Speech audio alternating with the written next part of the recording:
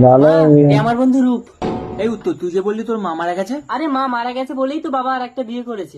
ওহো আচ্ছা। রূপ তুই বস, আমি একটু দোকান থেকে আসি। ঠিক আছে।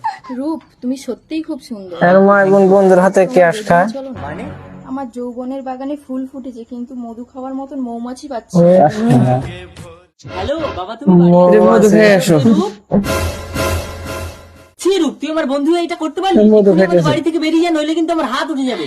উত্তর, তুমি কোনো কথা বলবে না মা, এই তুই বেরো। এর ফল কিন্তু ভালো হবে না। উত্তর, হ্যাঁ হ্যাঁ, তোমার যা ইচ্ছে করে নাও। বেরো আমাদের বাড়ি থেকে। কি হয়েছে উত্তর? এই চুমকি, কি হয়েছে চুমকি? যাও তো।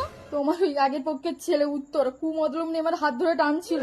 ওই ছেলেটা বাধা দিতে এসেছিল বলে ধাক্কা মেরে মেরে নিয়ে যাচ্ছে। দুষ্টু গরুর থেকে শূন্য গোয়াল। কি পয়েন্ট খারাইছে দেখছো? বেরো, বেরো। বাবা, আমার কথাটা শোনো।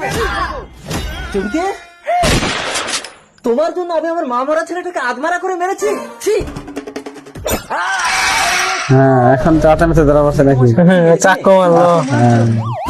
স্যার দেখুন, আমি জানতাম এরা আমার বাবাকে মেরে ফেলবে। এই, এ কাজ কে করেছে? স্যার আমি না, এ হ্যাঁ, হ্যাঁ আমি দোষ করেই যাই। চল।